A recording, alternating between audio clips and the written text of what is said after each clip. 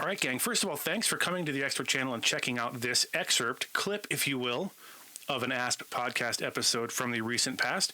So you know it's not a whole episode. Whole episodes are available only on the app in the video form. You can listen anywhere you want, any podcast outlet, listen to the audio version, not a problem.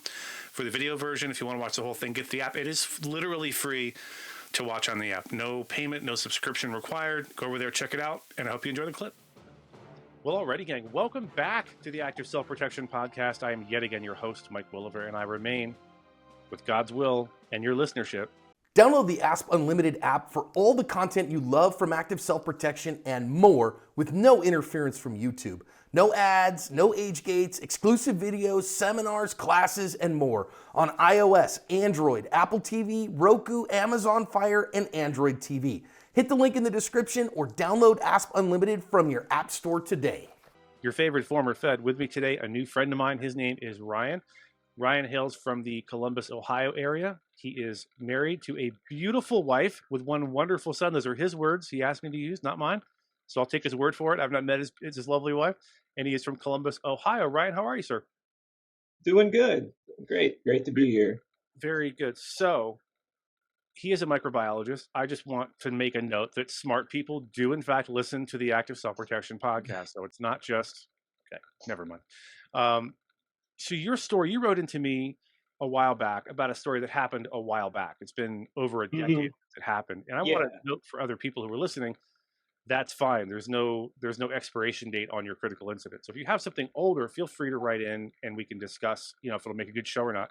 The worst thing that can happen is we record and it doesn't work out. That hasn't happened yet. So keep that in mind. So Ryan, tell us a little bit about yourself. Well, first of all, I think people have heard the term microbiologist bandied about and might not know exactly what that means. I think I have an idea or a handle on what it means, but what does a microbiologist do, generally speaking?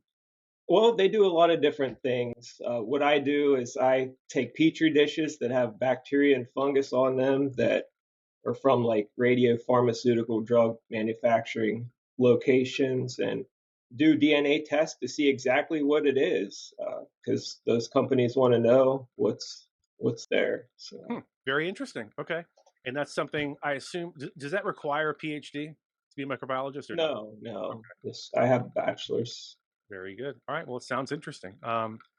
Tell us a little bit about yourself beyond that. So are you a self-defense minded person? Is this something that's always sort of been in your head, or was it something that only occurred after you had a critical incident? Spoiler alert, I know you employed pepper spray in your incident, so obviously you've given it some thought before it happened. I think I've always been self-defense minded. I grew up with a grandfather who taught my brother and I guns and at a young age. So I think we learned safe gun handling by age 8. So we were always comfortable around guns. As a teenager, I started to carry pepper spray like on ATV rides, mainly because of the black bears around. Just got into a habit of carrying pepper spray. So is the pepper spray used for bear? I assume I've heard of bear spray. Is that what you carried back then, or did you just carry normal every day? No, it was called Venom, and it could be used for bears, but the pepper spray actually used later in the incident it was a smaller can. I forget the name of it. Okay, no problem. We recommend Palm, obviously, here. That is a sponsor of the channel, and they're a sponsor for a reason because they're fantastic. We had a number of people. That's what I carry now. Yeah, outstanding. And the best part about Palm is it's not very expensive. For what you're getting a very reliable product. So the fact that it's inexpensive is also a plus. And again, knowing that it's going to work, whatever you pick up from the True Value hardware store, or at the what is it they call it, when you check out, what's that called? Oh, impulse items. In the checkout, you know what you're getting, but with Palm you do. So check it out. Are you in any kind of martial arts, boxing, anything like that? No, I've never had any training with firearms officially. I just practice with Mantis a good bit. I've done a lot of target shooting, so no official training.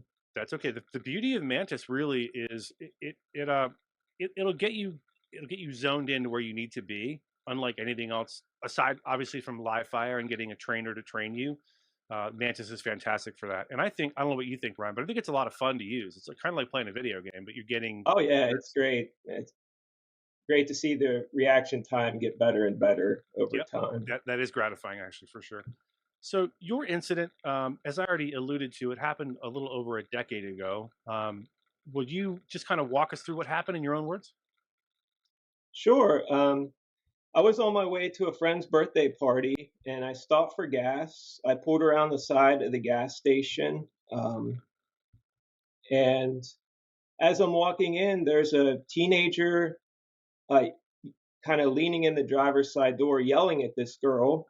Um, I go inside, I give the clerk $20 and head back out to my car. And so as I'm going out, I noticed that this teenager, I'll call him kid just for clarity, Okay. he's further away and there's a larger man, probably in his 40s, approaching him.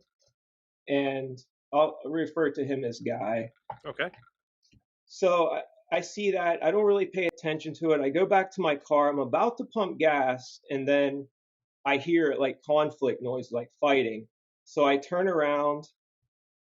I see the larger man like beating down the kid and yelling about a knife, and he throws something away. So I assumed it was a knife. And I just pull out my flip phone and start recording. And as I'm standing there recording, he's like kind of backing up and then like changing his mind and running over and kicking him again. Like, and he seemed like he was intoxicated, this big guy. Okay. So on like the fourth time he was backing up right towards me. So I put my thumb in the safety of the pepper spray, and I was ready. I had my uh, phone on my left hand, pepper spray in my pocket in my right hand. So as he's backing up, he very suddenly makes a move to grab my phone. He says, "Give me that effing phone!" And right away, I had the pepper spray out and spraying him.